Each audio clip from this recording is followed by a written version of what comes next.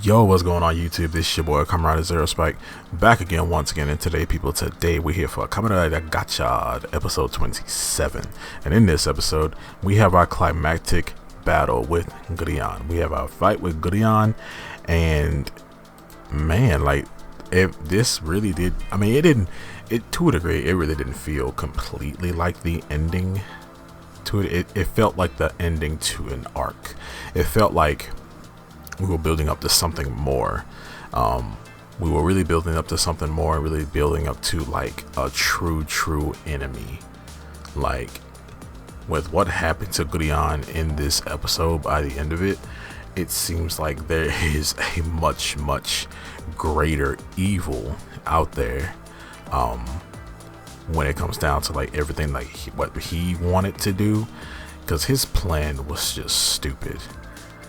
Like we all know those villains who just like they want like this big grandiose like goal, or they have like this big grandiose goal, and it's stupid. Like the outcome of what they want seems to be really stupid, and it's like some of them have this outcome of a world that they want, but the world that they want is like it's either desolate and sad or just destruction everywhere, and they just want to spend the rest of their lives just sitting in it.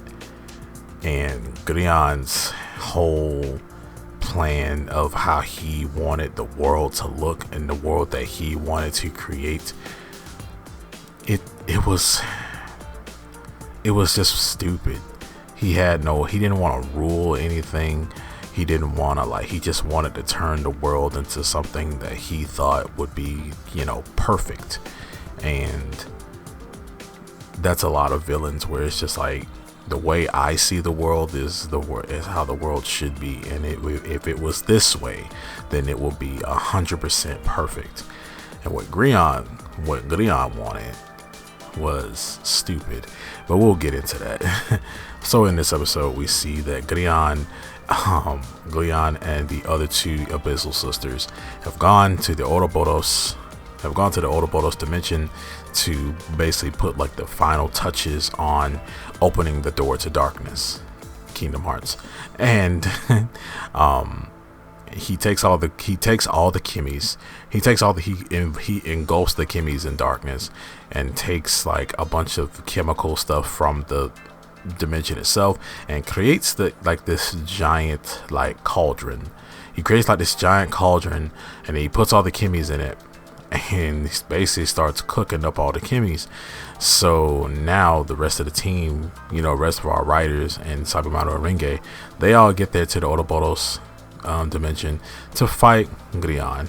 And basically Grian still needs Ichinose. He still needs Ichinose's driver as like the final key to completely opening the door to darkness. So everybody gets there, and we get to fighting, or everybody basically hinges up after talking to Grian.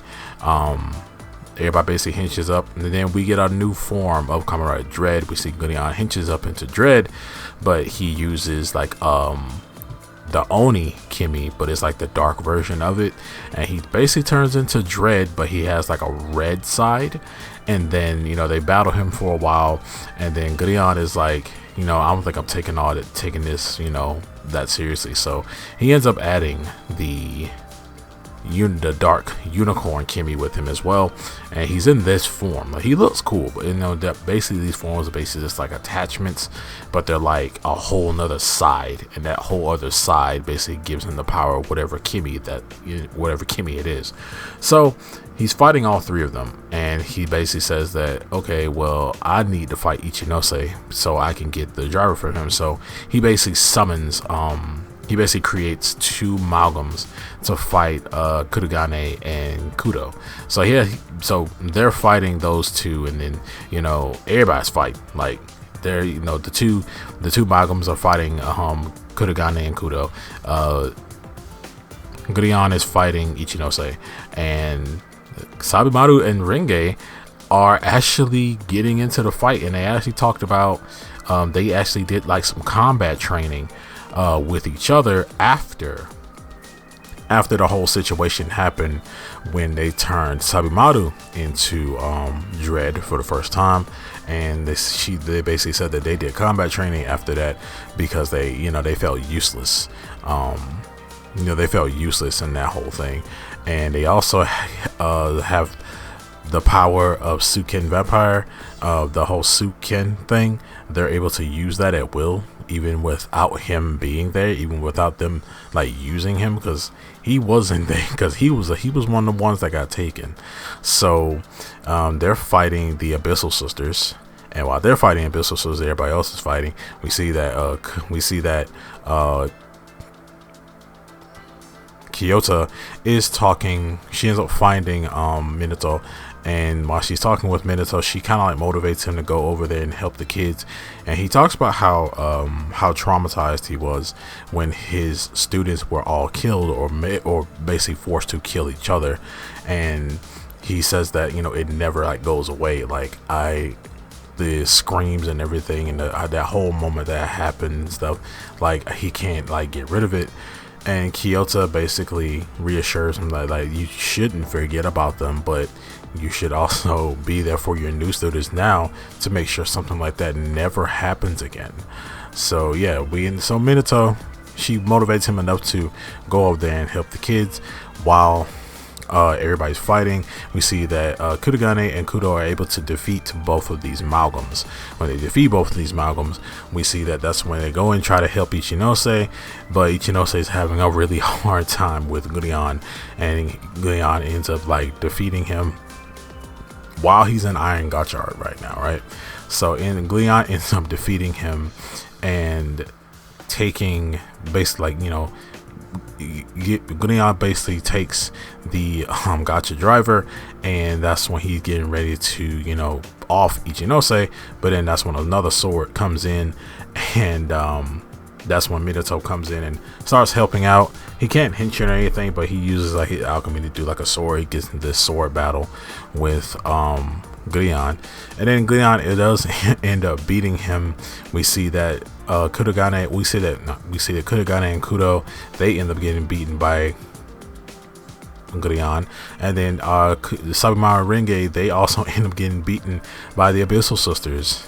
We only got 2 Abyssal Sisters right now, but they end up getting beaten by them, and everybody ends up getting dragged back to like the main field or whatever. And that's when we see Gurion ends up taking the driver from Ichinose and using it to open the door to darkness. When he opens the door to darkness, it's like a big snake eating its tail, and it has like a door in between it. And the door opens, and we see like these 2 yellow eyes, right? And I'm thinking it's gonna be like this big ass monster or something like that. Well, it kind of is. And then another light appears, so it's like 3 lights floating in the sky, and these light basically are getting ready to give him power. And this is when he talks about the world that he wants to create that'll be 100% perfect. He wants to elope the entire world into gold. He wants to turn everything and everyone on earth into gold, and he's the only one of what can walking around. Everybody else is a gold statue. Everything is gold. Everything, even animals, people, buildings, freaking grass, like everything's gold. And that's basically the world he wants to live in. And I'm just like, that's stupid. Even Ichinose thinks it's stupid. Like, even Ichinose is like, is that it? Is that your gotcha? Like, that's so, I don't know. He sounds like Solomon, except it's not chaotic. How Solomon wanted to create a world where just chaos was just happening all day, every day. People were dying, things were blowing up, dragons flying in the sky. Like Solomon from Saber, yeah, he was a cool writer, but freaking psychotic character.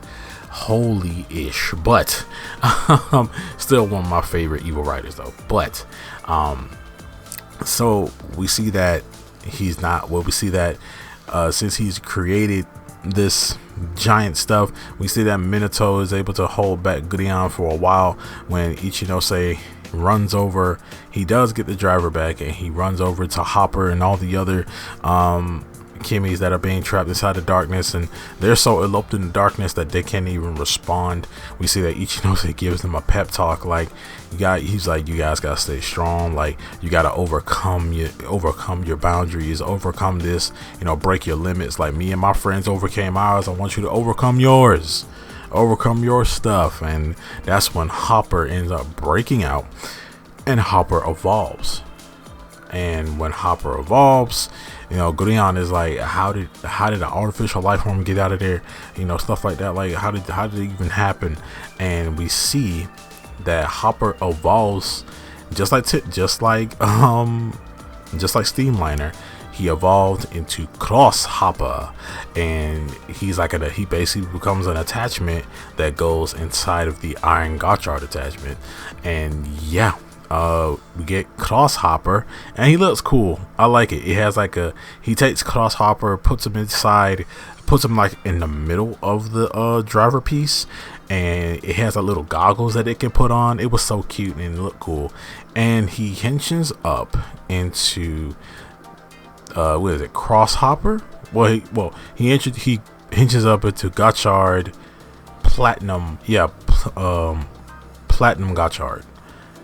And it looks dope. It looked dope. He was able to get all the Kimmies back also. So he was able to get all the Kimmies back and all the cards. And it kind of took a page out of Geo / Ghost book, because when he's in this form, he's able to use all the powers of every Kimmy that they have. He's able to use the power of all the Kimmies. And we also saw that all the 10s that were there that he captured, they all gave Hopper that power to become like Cross Hopper, to evolve into Cross Hopper. So he's able to use like an attack. He's able to use like attacks from every Kimmy card that he has. And he's also taking these cards and making different combinations of attacks with these cards. He'll use one Kimmy and then use that other Kimmy's power and make it, and make an attack out of it. And he was overall just beating the crap out of Glion. He was beating the crap out of Glion, and his rider kick was also dope. I wanted to see more of this form though. I wanted to see more of its debut. I mean, it showed off all the powers and stuff that it could do, but I still felt a little bit underwhelmed. It looks cool. I love this form so far, and it's basically gonna be, I guess this is his ultimate form now, unless he gets another form after this.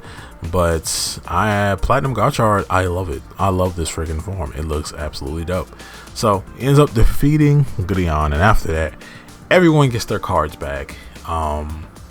Everyone got their cards back. Everyone got their specific Kimmies. Like, everybody got their specific Kimmies back. So everybody's fully powered up again. And when he defeated Glion fell down, and he looked up into the sky, into the door to darkness, and he asked it for help. And that's when the door opens, and this giant golden darkness hand comes out and grabs him. And pulls him into the door, and the door closes and disappears, and all that's left of him is his golden Rubik's Cube. Now, a quick side note, seeing this Rubik's Cube a lot kind of makes me want one. I want a golden Rubik's Cube and just fiddle it around with it and just know that no matter what I do, it'll always be solved. So everybody's like happy. Everybody welcomes back Minato. We see that Laculus, the other abyssal sister who left them, she was with Kyota, and they kind of like talk about how, like, I guess Laculus helped Kyota in some kind of way or something like that. Like, I guess she's like kind of like on our side, or she might end up being a true villain. I mean, it could happen. The way she was looking, she was like, yeah, it was my pleasure to help you. And I'm just like, okay. Or maybe she's just happy that Glion's gone. Like, she did say the god terrifies her. So, but then everybody welcomes back Minato. And then we see Autotropes. She picks up the golden Rubik's Cube and sees that it's still like pulsing. like it's still like emitting power, it's still pulsing and stuff, and it seems that Gudeian is still alive. I don't think he's dead. He can't be dead, but it seems like Gudeian is still alive, or it's still possible to get Gudeian back from wherever he is, or maybe this golden Rubik's Cube is like his heart. We all know it's part of him, I guess, but most likely it's like his heart, and it's still beating. So there's possible that they can bring Gudeian back. But yeah, our episode ends off right there, and this episode was cool.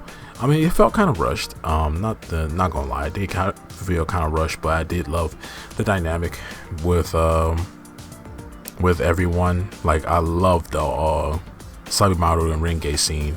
You know, when they talk about how like we've been training in the back, off screen training. You know, like just go ahead and make them writers at this point. I feel like it's gonna happen, but I mean, if it doesn't, it doesn't. That's cool. But still, if they made them into writers, we out here.